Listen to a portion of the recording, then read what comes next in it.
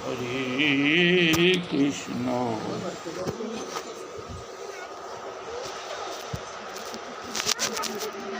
কৃষ্ণ কৃষ্ণ হরে হরে হরে রাম হরে রাম রাম রাম হরে হরে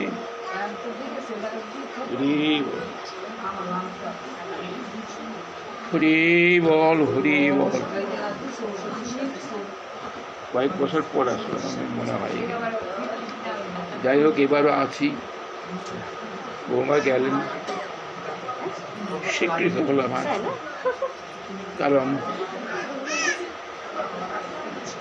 আমারও তো অন্তিম সময়, যে কোনো সময় চলে যেতে হবে। যতটুকু পারা যায় ভক্ত সঙ্গে কৃষ্ণ কথা আস্বাদ, তাতে কি হবে? ভগবত কৃপা হবে। এখানে আপনারা যারা বসে আছেন, এখানে আসছেন কি জন্য? প্রয়াত গৌরাঙ্গবাবুর দিবস, তিনি এই দিনে দেহ রক্ষা করেছেন। আসছেন এই কারণের জন্য। কিন্তু আপনাদের তো নিজের মনে রাখতে হবে যে আমাকেও তো একদিন এখান থেকে চলে যেতে হবে। আমি তো এখানে থাকতে পারবো না। যদি জগতে কোনো ধ্রুব সত্য হয়ে থাকে, একটাই হচ্ছে জন্ম গ্রহণ করলে মৃত্যু অবশ্যম্ভাবী। জাতস্য হি ধ্রুবজন্ম ধ্রুবজন্ম মৃতস্য চ তস্মাৎ অপরিহার্য অর্থে ন তং শোচিতুম।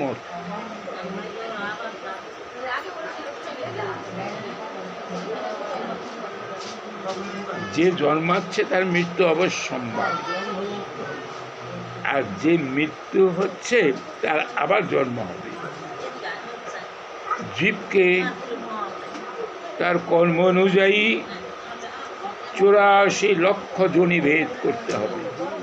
84 লক্ষ বার মারতে গর্ভে আসতে হবে, আবার মরতে হবে। জীব তো কখনো মরে না, জীব নিত্য।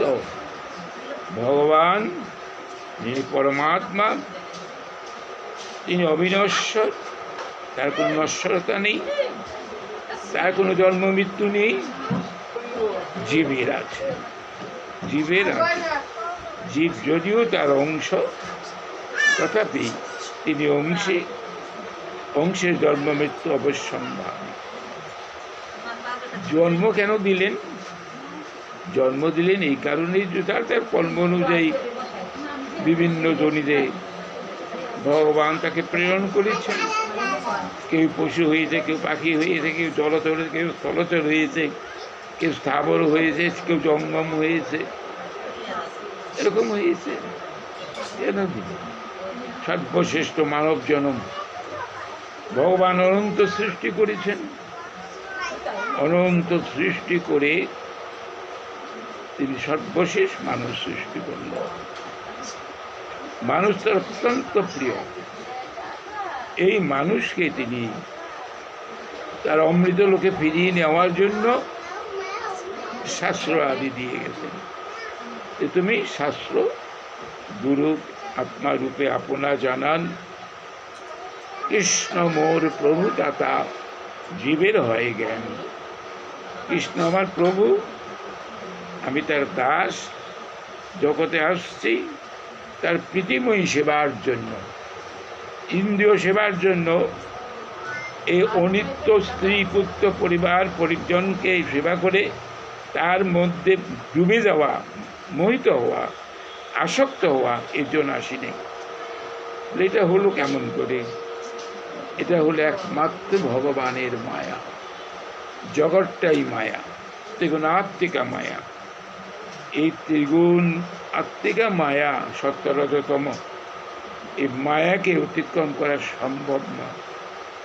আপনি নিজ শব্দে আপনি এই মায়া অতিক্রম করে চলে যাবেন, কোনোদিন পারবেন না।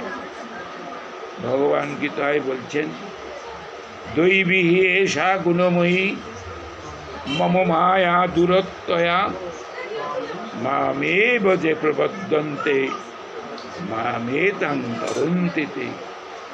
যারা এই দৈবী মায়া কোনো দিন জীব অতিক্রম করতে, মায়াকে অতিক্রম করা যাবে না। আর মায়াকে অতিক্রম না করতে পারলে, মায়া মুক্ত না হলে আমাকেও পাবে না, আমাকে না পেলে তুমি নিত্যধামেও যেতে পারবে না, আবার আসবে যাবে, আবার আসবে যাবে। এখন মানুষ হয়েছি, একটা বিবেক দেওয়া আছে আমাকে, যেটা অন্য সৃষ্টির মধ্যে নেই। বিবেক জ্ঞান দেওয়া আছে মানুষের ভিতরে, অন্য কোনো সৃষ্টি জীবের ভিতরে দেওয়া হয়নি। অন্য কোনো জীব পারবে না, একমাত্র মানুষই বুঝবে তার জন্ম আছে, তার মৃত্যু আছে, তাকে থেকে যেতে হবে। হ্যাঁ, একে অনিত্য জায়গায় থাকা যাবে না। মানুষ বুঝে কই? বোঝে না। যা করলে পরে আমি আর এখানে আসবো না, সবই তো অনিত্য। যাদের কাছে আছেন সবই অনিত্য। যাদের জন্য এত দিন রাত কঠোর পরিশ্রম করছেন, থাকবে না তো, আপনিও থাকবেন না, এরাও থাকবে। আর এরা চলে গেলে আপনার কোনো সম্বন্ধ থাকবে না, আপনি চলে গেলে এর কোনো সম্বন্ধ থাকবে না। যদি বলেন উনারটা করেন কেন? উত্তর, পদ্মপুরাণ বলছেন যে সন্তানের কাছ থেকে তার পিতা, তার প্রপিতা পিতা, এরা কি চায়? কি চায়? তারা তো চলে গিয়েছেন। তারা হয়তো মনে করছেন যে আমার তো গতি হবে না, হয় স্বর্গে আছে, যে কোনো স্থানে আছেন, যে কোনো লোকে আছেন, ব্রহ্মলোক বলুন, শিবলোক বলুন, বরুণ লোক বলুন, চন্দ্রলোক বলুন, নক্ষত্র লোক বলুন, কত লোক, কোনো না কোনো লোকে আছেন, কোনো না কোনো লোকে আছেন। কিন্তু আপনাদের সন্তানের, আপনি যদি ঊর্ধ্বদেহিক কার্য, অর্থাৎ তার শ্রাদ্ধ তর্পণ এগুলো যদি করেন, উদ্ধার হবে। স্কন্দ পুরাণ বলছেন যে বিষ্ণুর নিবেদিত অন্নেন জ্যেষ্ঠব্য সর্বদেবতা পিতৃভ্যশ্চ তদ্দেয়ং অনন্ত আয়তে। অনন্ত ফল, বিষ্ণুর নিবেদিত প্রসাদ দেবতারও আকাঙ্ক্ষা করে পায় না। আর তার বিষ্ণুর নিবেদিত অন্ন যদি পিতৃপুরুষকে অর্পণ করা যায়, অনন্ত ফল, তারাও উদ্ধারে। এই যে পাঠ দিতে পারেন নাই, বা যে কোনো কারণেই হোক দিয়ে আসছেন মন্দিরে, কেন দিলেন, এটা দিলে কি হবে, তা কিন্তু কিছু জানেন না। দেওয়া দরকার, ধর্ম করলাম, চলে আসলো।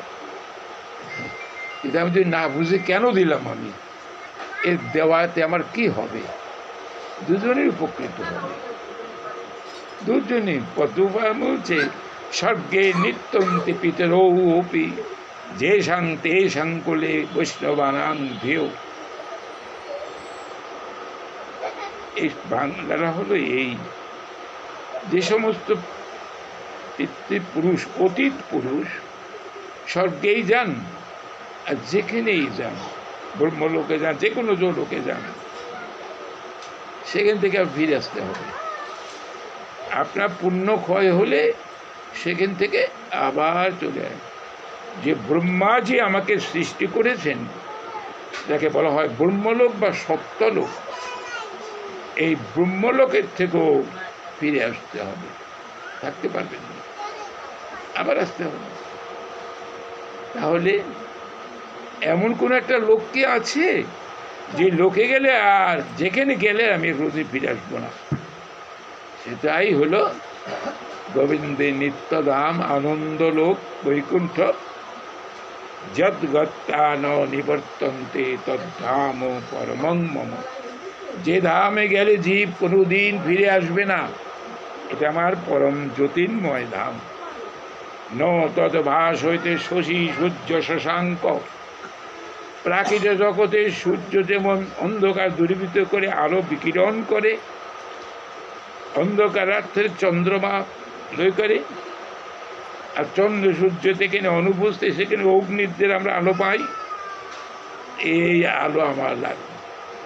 আমার যে নিত্য ধাম, গোলক ধাম, জ্যোতির্ময় ধাম, সেখানে গেলে আর কোনো দিন ফিরে আসবে না, আর কোনো দিন আসতে হবে না। যাওয়া তো বড় কঠিন, কাজ না করলে তো যাওয়া যাবে না। এখানে আসলাম, ছেলে পেলে সংসার দেখলাম, ডুবে রইলাম, কি হলো? আবার তো আসতে হবে। যে যারা চলে গেছেন, এই যে সন্তান রেখে গেছেন, করছেন, যাই করুন, এটা কিছু সূক্ষ্ম অংশ তিনি পাবেন।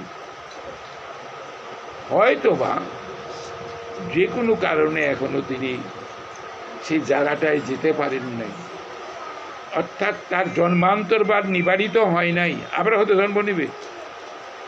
কিন্তু সন্তানের এই পারলৌকিক ক্রিয়া বা শ্রাদ্ধ আদি ভগবত ক্রিয়া, এই যে নানান রকম আমাদের আছে, এগুলো করলে হবে কি, তিনি এগুলো ফল পাবেন, তাতে চলে যেতে পারবেন, আর আসবেন না, আর আসবেন না। এটা হলো সন্তানের কর্তব্য, প্রয়াত পিতামাতার প্রতি সন্তানের কর্তব্য, যাতে আমার পিতামাতা উদ্ধার হয়ে যায়, আর যেন তাদের কষ্ট করতে না হয়, জগতে আসতে হয় না। এই জগতে আসাটাই কষ্ট। কয়জন সুখী হন? অর্থ থাকলে কি সুখী হয়? জন থাকলে কি সুখী হয়? সম্পদ থাকলে কি সুখী হয়? এ জগতে অনিত্য কোনো বস্তুই আপনাকে সুখ বা শান্তি দিতে পারবে না। কোনো বস্তুই আপনার পারবেন না। পিছনে ঘুরে বেড়ান, ভুল। যদি বলেন সংসার আছে, স্ত্রী পুত্র পরিবার পরিজন আছেন, ভগবান তো এদের পাঠায়নি আমার সাথে। ভগবান তো আমাকে একলাই পাঠিয়েছেন, আবার চলেও যাবো একলাই। এটা কেউ আমার সাথে যাবে না, আমাকে ওই পর্যন্ত খালি পৌঁছে দিয়ে আসবে, তারপর আমি চলে যাব, আর দেখা হবে না কোনোদিন। সন্তানের কাজটাই এটাই বলছে। এটা করলে কি হবে, সেই পিতা বা প্রপিতা যারা চলে গিয়েছেন তারা উদ্ধার হবে, তাদের আর আসতে হবে না। তারা সেখান থেকে আশীর্বাদ করবেন, সেই আশীর্বাদ প্রাপ্ত হয়ে আপনিও। এই জন্য প্রকৃতরা ভক্তিমতী মায়েরা সন্তান কামনা করে। প্রত্যেকটি মাই মা হওয়ার বাসনা থাকে, তবে সেই মাতৃগর্ভে যদি তিনি ভগবানের কাছে প্রার্থনা করে একটি সুসন্তান অর্থাৎ ভক্ত বৈষ্ণব কামনা করেন, যে প্রভু আমাকে একজন শুদ্ধ কৃষ্ণ ভক্ত দিও বা একজন পরম বৈষ্ণব দিও, যাতে আমার কুল উদ্ধার হয়, এমন যদি কেউ প্রার্থনা করেন, তাহলে গোবিন্দ যদি তৃপ্ত হয় বা তার প্রার্থনায় যদি তিনি তৃপ্তি লাভ করতে পারেন, আকাঙ্ক্ষা পূর্ণ করবেন। যেমন প্রহ্লাদের মা কয়াধু পশুকুলে জন্ম, তো দানবের কুলে, ভগবত বিদ্বেষী, বিষ্ণু ভগবানের নামই শুনতে পারে না, ভগবানকে শত্রু হয়ে তার সঙ্গে যুদ্ধ করে, তারই সন্তান এই প্রহ্লাদ, ভক্তি রাজ্যের শ্রেষ্ঠ দাস্যমার্গের ভক্ত কয়াধু, অর্থাৎ প্রহ্লাদের আরো ভাই বোন আছে, চেয়েছেন যে প্রভু আমার গর্বে একজন কৃষ্ণ ভক্ত তুমি দান করো, যাতে আমাদের দানবকুল উদ্ধার হতে পারে। এবং আন্তরিকভাবে তিনি প্রার্থনা করেছেন। এর পিছনে কারণ আছে, তবে তারই এই প্রার্থনায় ভগবানের কৃপার উদ্রেক হয়েছে। ভগবান তার গর্বে শ্রেষ্ঠ পরম ভক্ত প্রহ্লাদকে পাঠিয়েছেন।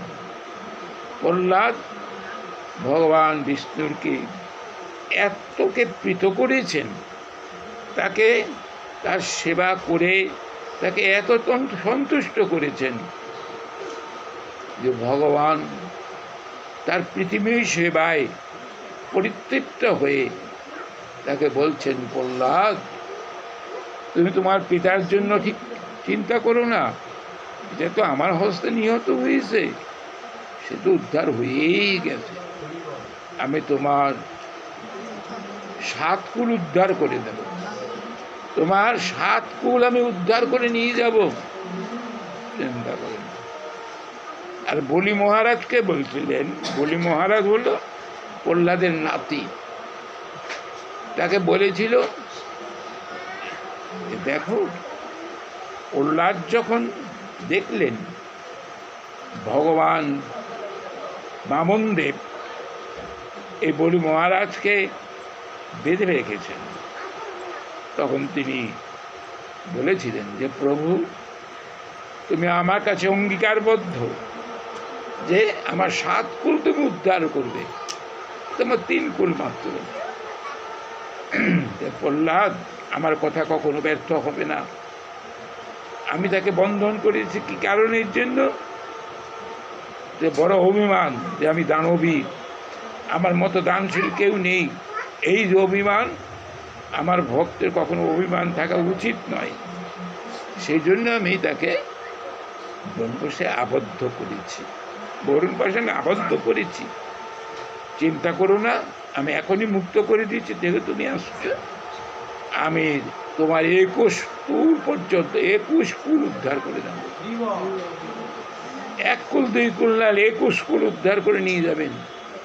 একজন গৃহে যদি কৃষ্ণ ভক্ত আবির্ভাব হয়, তাকে যদি আনতে পারেন গর্ভে, চিন্তা করা লাগবে না, সব উদ্ধার হয়ে যাবে।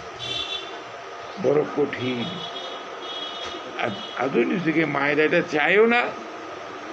আর দেখেন পরিস্থিতিটা কি দাঁড়াচ্ছে, পিতা মাতাকে সম্মানও করে না, তাদের বৃদ্ধ হলে তাকে দেখাশোনা করা, পরিচর্যা করা কিচ্ছু করে না। মা বাবার প্রতি তুচ্ছ তাচ্ছল্য, এটাও আপনার ভাগ্য। আপনি সেইভাবে তৈরি হন নাই, আপনার সেইভাবে তৈরি করেন নেই, এটা আপনারও দোষ। তাহলে সে কী করে হবে? আপনি সেটা আশা করেন কি করে? এই কারণের জন্য কি জানেন, আমার প্রভু বন্ধু সুন্দর তার বাল্যের সাথী, খেলার সাথী নিস্তারিণী দেবীকে বলছিলেন, নিচুরে, মানব জনম কৃষ্ণ সেবার জন্য, পাপ করার জন্য নয়। সর্বদা হরির নাম করিস, হরির নাম ছাড়া উদ্ধার পাওয়ার কোনো পথ নেই। নিজে কর্ম করে যা, কে কি করবে আশা রাখিস না, নিজে করে যা।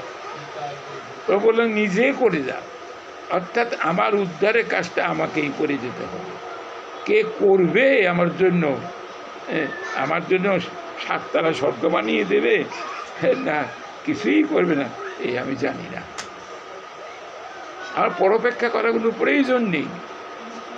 আমি যাতে উদ্ধার হয়ে যেতে পারি, আর জন্য এই জড়জগতে দুঃখ, কষ্ট, জ্বালা, যন্ত্রণা, অভাব, অভিযোগ, রোগ, শোক আদি ব্যাধি, এগুলা যাতে আমাদের ভোগ করতে না হয়, সেই জন্য নিজের কাজটুকু নিজে করতে হয়।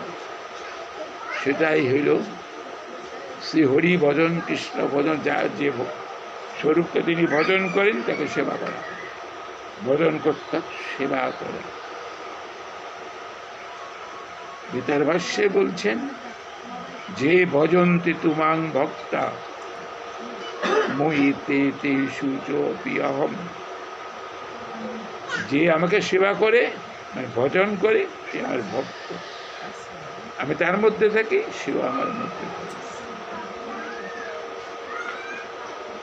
ভগবান অষ্টাদশ অধ্যায়ে 65তম শ্লোকে তার পরম প্রিয় ভক্ত অর্জুনকে বলছিলেন, অর্জুন, তোমাকে সবচেয়ে গোপন কথাটা আমি বলছি, অত্যন্ত গোপন কথা। গোপন কথা একমাত্র বিশ্বাসী লোক ছাড়া কেউ কাউকে বলে না। তুমি আমার অত্যন্ত প্রিয়, সেই জন্য তোমাকে আমি বলছি।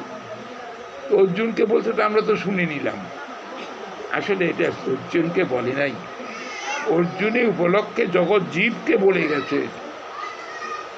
কি বলছেন? গোপন কথাটা কি?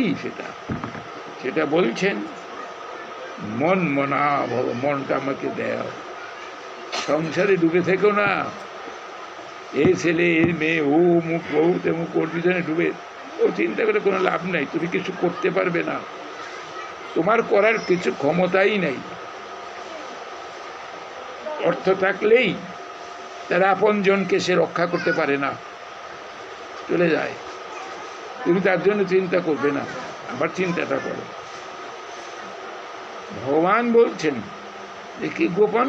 মন মনা ভব, মনটা আমাকে দিয়ে দাও। মদ ভক্ত, আমার ভক্ত হও। ভক্ত কীভাবে? আগের শ্লোকে বলে গেলাম যে ভজন ছাড়া, সেবা ছাড়া ভক্ত হওয়া যায় না।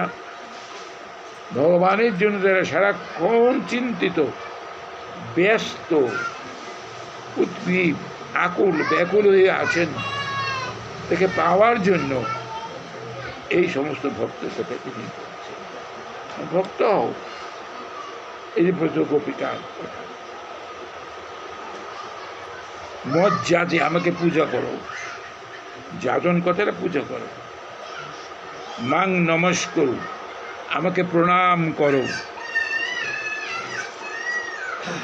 এটা করলে কি হবে? মামেব এষ্যসি, আমাকে অবশ্যই বল, আমাকে অবশ্যই তুমি পাবে। আমি তোমাকে যা পরম গোপনীয় কথাটা বলে গেলাম, এ করলে তুমি আমাকে অবশ্যই পাবে। মামেব এষ্য সত্যং প্রিয়, জানে প্রিয়, আমি তাকে সত্য প্রতিজ্ঞা করে বলছি তুমি আমাকে পাবে। আর আমাকে না পেলে এখানে যদি আরাম করার জন্য এখানে আসো, ভুগবা, আবার আসবা। এখন তো মানুষ, তারপরে কোথায় জন্ম হবে জানি? কুকুর হতে পারে, বিড়াল হতে পারে, লাথি কোথা খাবো, পুলিশের কীট হয়ে জন্ম নিব। গীতার 16 অধ্যায় পড়বেন, পরিষ্কার লাগবে। প্রভু সুন্দর একটা কাহিনী, তার লীলার, তারই একজন সহচর ছিলেন, অর্থাৎ পড়াশোনা করতেন। তখন তার এই শিক্ষার্থী একজন পরম ভক্ত ছিল, তার নাম ছিল বিধানী। অবশ্য বিধানী নাম না, তার নামটা হলো বিধুরঞ্জন বিশ্বাস। কেষ্টপুর থাকতেন, এখানে কমলাপুর থেকে কোন বাসা গিয়ে থেকে পড়াশোনা করতেন। আদর করে তাকে বিধানী বিধানী ডাকতেন। খুব স্বভাব চরিত্র খুবই সুন্দর, লীলার জগৎ। প্রভুর উপর অত্যন্ত তার অনুরাগ। প্রভুর কথা শুনে প্রভু তার এই আচার আচরণে অত্যন্ত প্রীত হয়ে বললেন, বিধানী রে, তোর চন্দ্রিকায় যেন আমি পথ চলতে পারি। চন্দ্রিকা মানে তোমার আলো, আলো, চাঁদের আলো। অন্ধকার রাতে তখন আপনি চলতে পারে না, টর্চ বা একটা আলো দরকার পড়ে, আর চাঁদের আলো থাকলে অন্যায় চলতে পারে। তোর চন্দ্রিকায় আমরা যেন পথ চলতে পারি। কত মধুর কথা। সেই বিধানই কার্যক্রমে উল্টোটা হয়ে গেল।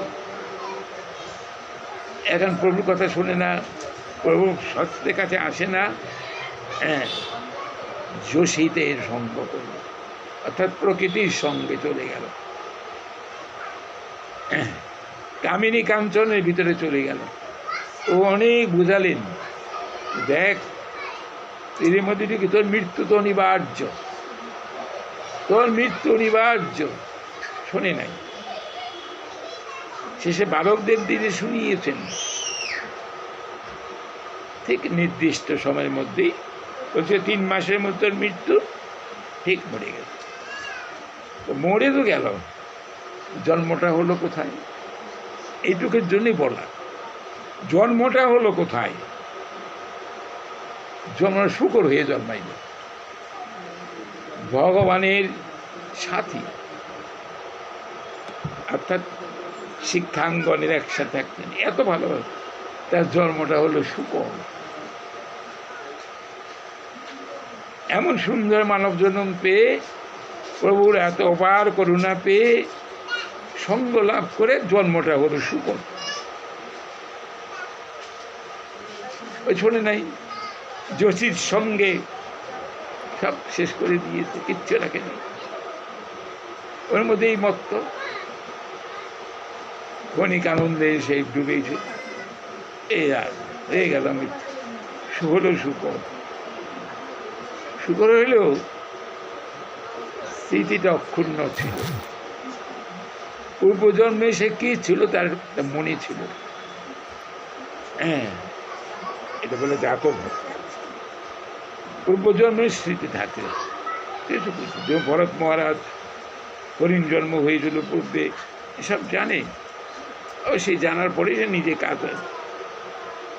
তো শূকর জন্ম হয়ে স্মরণে আছে যে আমার পূর্বজন্মে এরকম মানুষ ছিলাম, প্রভুর এত কৃপা পেয়েছি, এখন প্রভুর কৃপার থেকে বঞ্চিত আমার শূকর দেহ পেয়ে গেল। শূকর দেহ দিলেন কিনা আর কোনো পশু দিতে পারলেন না। শূকর হইল নিকৃষ্ট জন্ম। শূকর যে কি খায় চিন্তা করতে পারবেন না।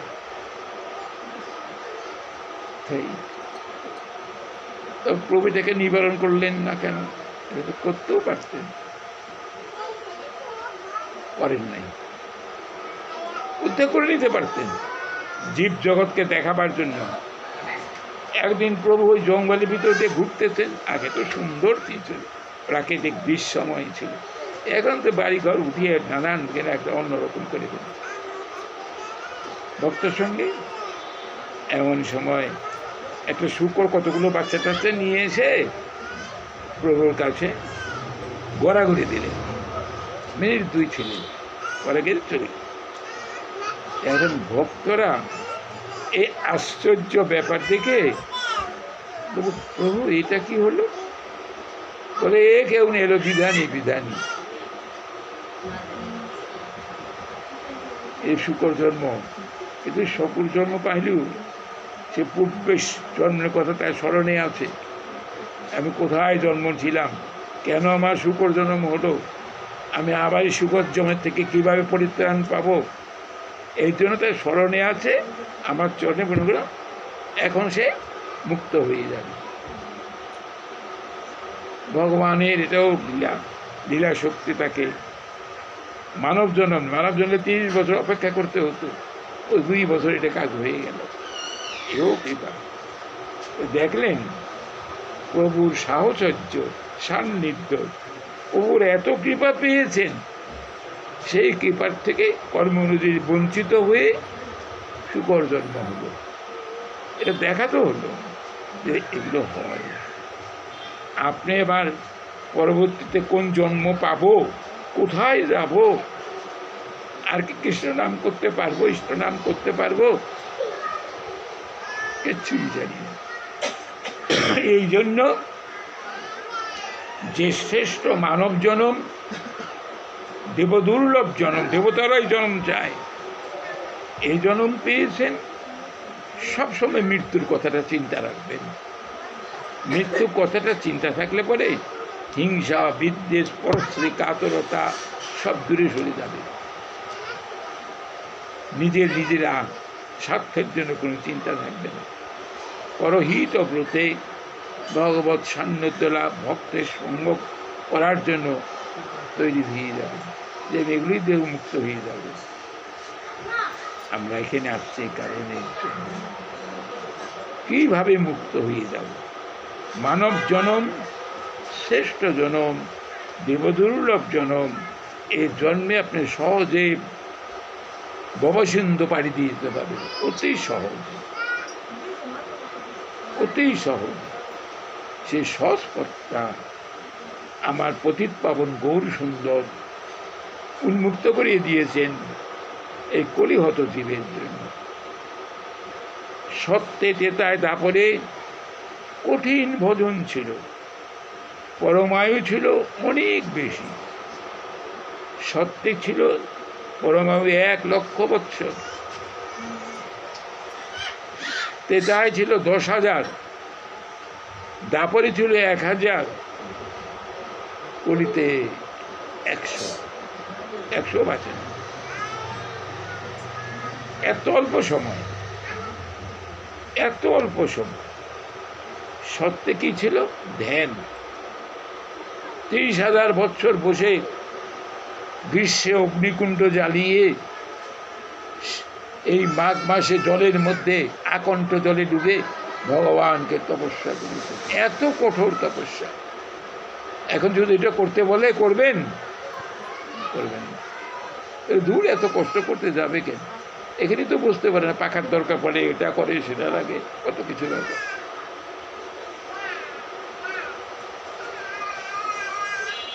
তাই যজ্ঞ করেছেন প্রভু রামচন্দ্র। 10,000 বৎসর পরমায়ু। অতএব ঘি ঢেলে ঢেলে যজ্ঞেশ্বরকে যজ্ঞ করেছেন। এই যজ্ঞ আমরাও করি। আমাদের প্রত্যেকটি কাজই যজ্ঞে পরিণত হবে যদি এটা কৃষ্ণের সংসার, কৃষ্ণের জীবের রক্ষার জন্য, কৃষ্ণের পিতার্থে, ভগবত প্রাপ্তির উদ্দেশ্যে, তারই সংসার সবই তার, এটাও যজ্ঞ। নিষ্কামভাবে সংসার, গোবিন্দের সংসার প্রতিপালন করলেই প্রতিটি কর্ম যজ্ঞ। তারপরে কি হলো? 1,000 বৎসর দাপর ভগবানকে পরিচর্যা করেছেন মা যশোদা। এটাকে অর্চন মার্গ বলা হয়। এত কঠোর। তারপর ভগবানকে লাভ করেছেন। এত ভজন আপনাকে পাইও নাই। কলিতে শুধু মুখ দিয়ে একটু নাম করলেই উদ্ধার হয়ে যাবে, সন্দেহ লাগে না? যে 3 যুগের লোক এত কষ্ট করে ভগবানকে লাভ করছেন, আর কলি যুগে একটুখানি মুখ আওড়াইলে, মুখ দিয়ে ঠোঁটতে একটু করলে, হরির নাম করলেই, হরি বললে হরি উদ্ধার হয়ে যাবে। বলে হ্যাঁ হবে। এটা কি জন্য হয়েছে? বলে এটা হয়েছে পতিত পাবন গৌর হরির আগমনে। তিনি এসে কাজটা করে গেছেন। জানেন, কলি জীব কিচ্ছে এই কঠিন সাধন ভোজন কিছুই করতে পারবে না। তার জন্য কি দিয়েছেন? নাম। নাম, এই নামটা এরকম মুখ দিয়ে আওড়ালেও কিছু কাজ হবে না। শুকনা মুখে নাম ডাকলে কিচ্ছু হবে না, কিছুই হবে না। সার কিভাবে নাম করলে ভগবানকে পাওয়া যাবে? শ্রীমন মহাপ্রভু পতিত পাবন গৌর হরি তার শিক্ষাষ্টকে বলে গেছেন, তুমি এইভাবে নাম করো। কোন ভাবটা? তৃণাদপি শুনিছেন তরুরী বা সহিষ্ণু না অমানি নামানো দেন কীর্তনীয় সদাহরি। সদাহরিকে এইভাবে কীর্তন করো। তিনের থেকেও ছোট হও, বৃক্ষের থেকেও সহিষ্ণু হও। বৃক্ষের গায়ে উপরে উঠে তার অঙ্গ ছেদন করে, বৃক্ষ ছায়ার থেকে বঞ্চিত করে না। যে তার ডালপালা কাটতেছে বসে বসে, তার ধারের পর বসে ছায়া দিচ্ছে, ছায়া করছে। ওরা তার থেকেও তুমি সহিষ্ণু হও। কে কে বললো তোমার কিছু আসে যায় না? আর কি? যে মান নাই, যার মান নাই, সম্মান নাই, তুমি তাকে সম্মান দাও। তুমি নিজে ছোট হও, এরকম নাম করো। এরকম নাম করলে তোমার প্রেম আসবে। সেই প্রেমে বিভোর হয়ে তুমি প্রেমময় পরম পুরুষকে তুমি পেয়ে যাবে। এত সহজ, এত সুন্দর ছোট ভজন। যদি বলেন ওই যুগে এগুলো দিলেন না কেন? ওই যুগে এই সহজ ভজনটা দেন নাই কেন? তখন শ্রীমন মহাপ্রভু আবির্ভূত হয় না, তখন ওগুলো দেয় নাই কেন? এখন দিলেন কেন? কৃষ্ণদাস বাবাজি মহারাজ বলছেন না দেওয়ার কারণ আছে। আপনি যদি ধনবান হন, অনেক অর্থের মালিক হন, আপনি অসুস্থ হয়ে পড়েছেন, আপনার বন্ধু আপনাকে দেখতে আসছেন, বন্ধুকে বললেন, বন্ধু তুমি আমার জন্য ভালো ডাক্তার নিয়ে এসো, আমি খুবই অসুস্থ, যে উঠতে পারি। বন্ধু তার পছন্দ মতো ডাক্তার নিয়ে আসছে, এখন ডাক্তার চিকিৎসার ব্যবস্থা করে টরে দিয়ে এখন বলতে বলছে, বন্ধু ডাক্তারের ফি কত? ফি কত? বলে বেশি না, 8 টাকা। ধু 8 টাকা, এবার ভালো ডাক্তার পাওয়া যায়নি। আমাকে 400-500 টাকা না হলে ডাক্তার ভালো হয়, ওকে তোমার রোগ আমার সারবে, তুমি কি নিয়ে আসছো? বিশ্বাস নেই, বিশ্বাস নেই। আপনার টাকা আছে, বেশি টাকা দিলেই ভালো ডাক্তার পাওয়া যাবে, আর কম পয়সা হলে ডাক্তার। এই জগতে এটা ঠিক। এই জগতে কোনো জিনিস কিনতে গেলে একই জিনিস কমও আছে, বেশি দামও আছে। বেশি দামটা ভালো হয়, কম দামেরটা খারাপ হয়। এই জগতে দেখা যায় এটা ঠিকই, কিন্তু দেখা যায় শ্রীমন মহাপ্রভু এখন ওই জগৎটা অন্যরকম হয়ে গেল। আপনি মূল্য কম দেবেন, ফল অনেক বেশি পেয়ে যাবেন। এর নাম করুন 3 যুগের যে ফল, এত পরিশ্রম কষ্ট করে তারা অর্জন করেছেন, সেই ফল আপনি এই কলিযুগে নাম করে পেয়ে যাবেন। এই নাম করে এই নাম করলে পেয়ে যাবেন। সেই নাম, এই ভুবন মঙ্গল নাম শ্রীমন মহাপ্রভু এই জড়জগতের অন্যকৃষ্ট জনিকৃষ্ট জীবকে উদ্ধারের জন্য ভজন দিয়ে, কিচ্ছু করতে হবে না, সদা নাম করো। নাম করতে তো কোনো কষ্ট নেই। ভগবানকে সেবা করবেন, প্রত্যেকে ঘরেই ভগবানের আসন আছেন, হাত পাও ধুবেন, স্নান করবেন, আসন শুদ্ধ করবেন, ভূত শুদ্ধ করবেন, কত শুদ্ধি টুদ্ধি করে ভগবানকে সেবা করবেন। অনেক সময়ের দরকার, আর নাম মুখ দিয়ে করবেন যেখানে থাকেন। খাইতে শুইতে যথাযথ নাম নয়, খাইতে করেন, শুইতে পরে আরাম, যেখানে নাম করেন।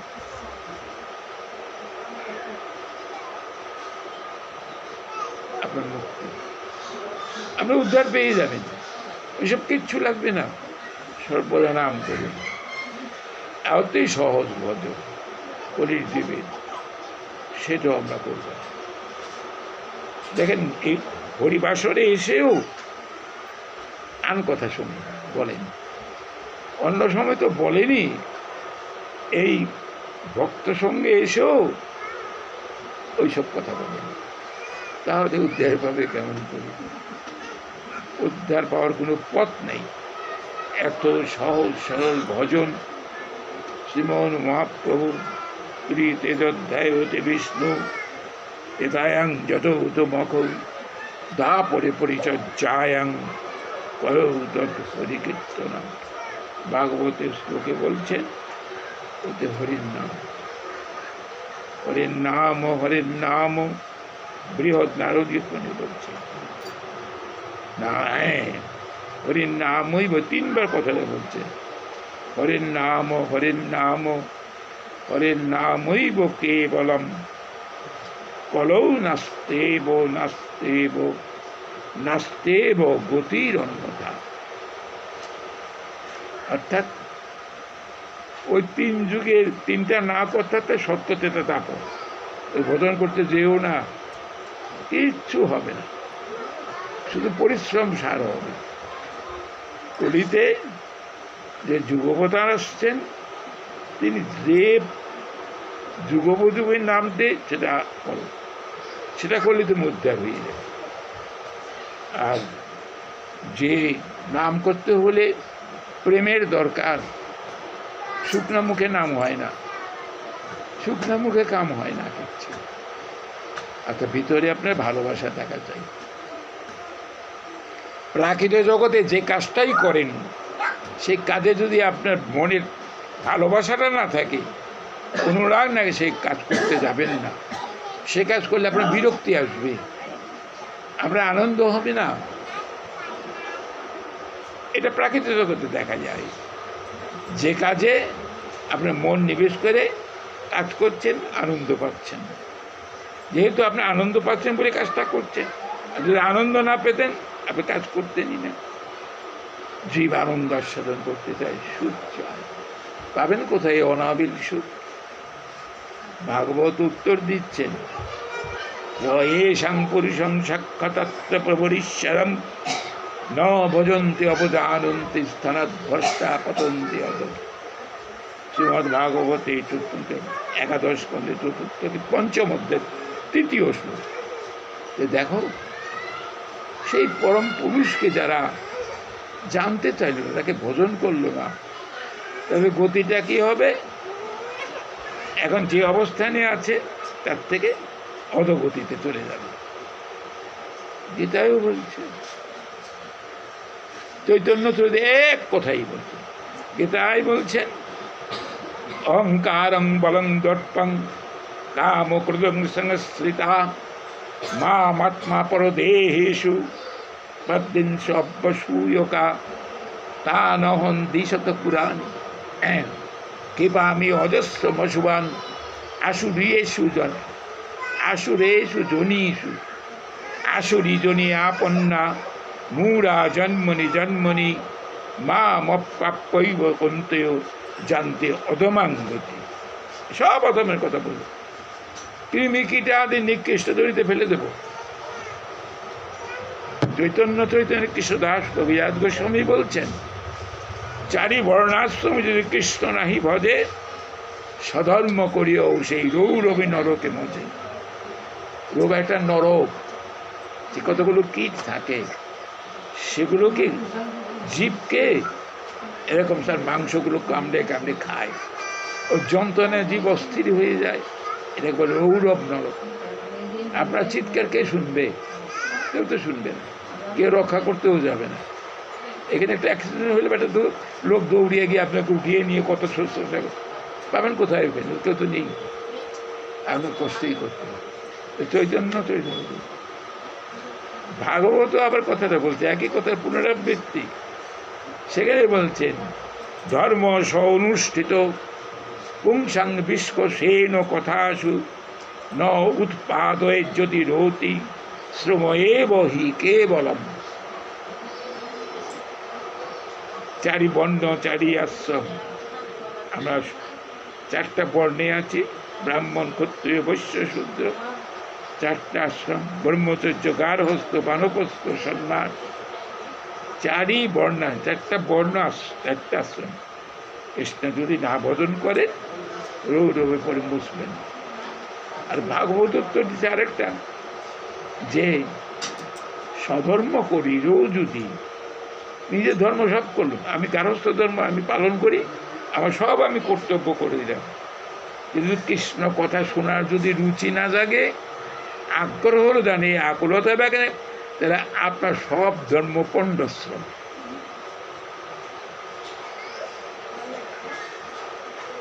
পণ্ডশ্রম।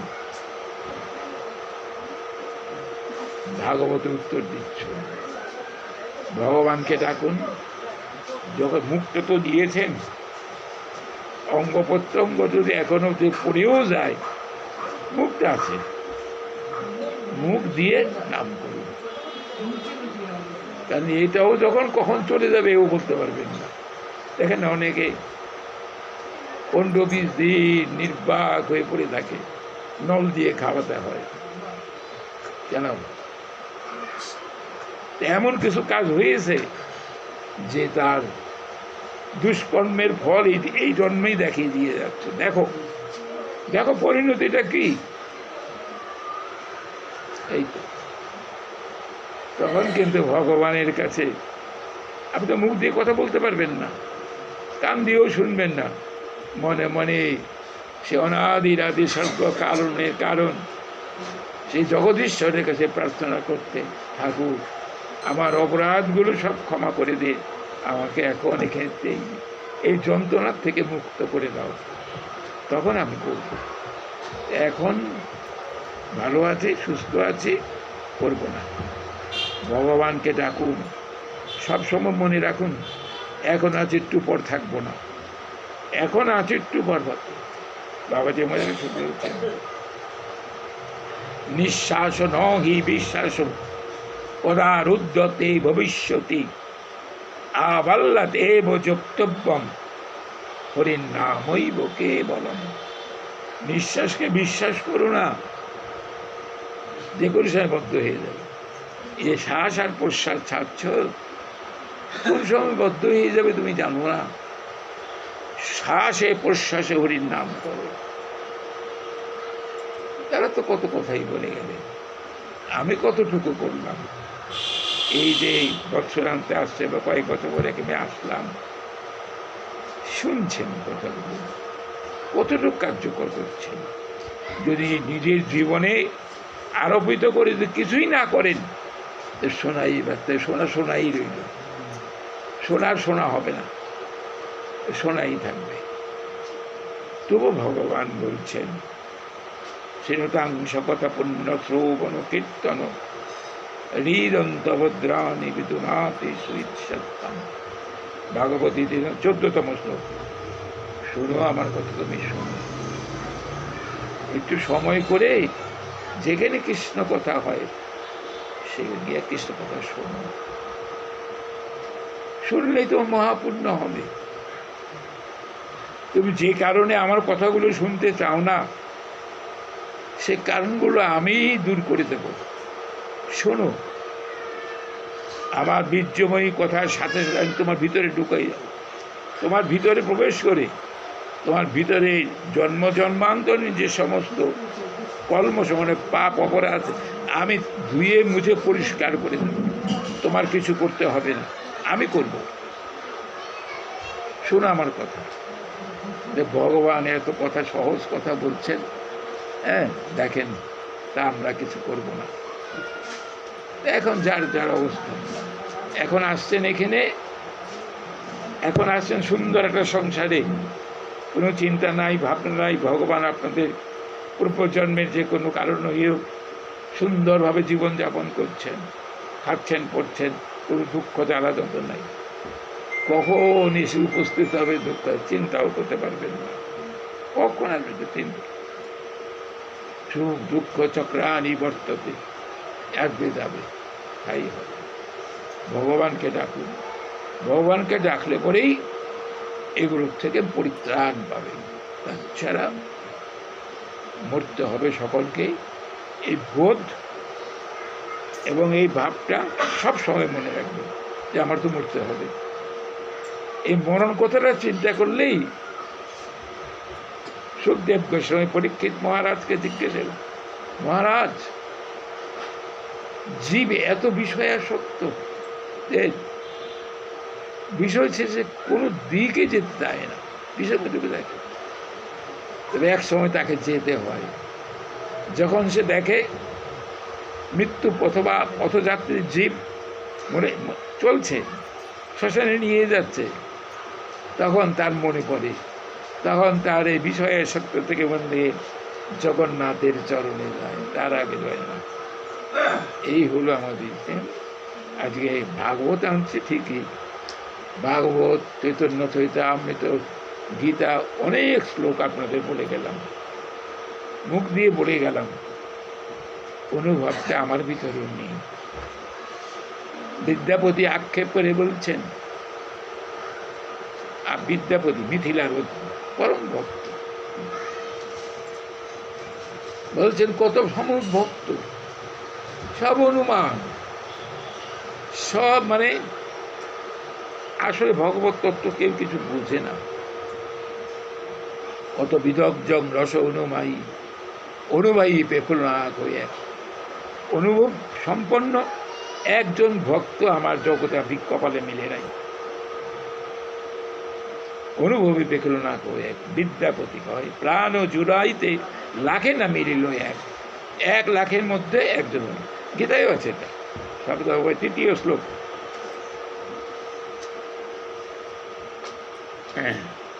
মনুষ্যানাং সহস্রে কশ্চিৎ যততি সিদ্ধ এ তত তামপি সিদ্ধানাং কশ্চিৎ মান ব্যক্তি তত্ত্বত। সহস্র ব্যক্তি আমাকে তপস্যা করে আমাকে পাওয়ার জন্য, কিন্তু এই সহস্র ব্যক্তির মধ্যে একজন হয়তো সিদ্ধি আমাকে জানতে পারে। বলে আমরা ভগবানকে জানতে পেরেছি, এটা ভুল, কিছুই জানতে পারো না। এটা ভাগবত গীতাও বলছে, ভগবানকে স্মরণে রাখুন, সব সময় স্মরণ করুন, অনায়াসে উদ্ধার হয়ে যাবে। কে কাউকে উদ্ধার করতে পারবে না, কেউ কাউকে উদ্ধার করতে পারবে না। সময় থাকতে নিজের কাজ ছেড়ে নিন, আর সময় পাবে না। জন্ম মৃত্যুর মধ্যেই তো আছি, যে সময়টুকু পেয়েছি। নিতাই গৌর সীতানাথ প্রেমানন্দে।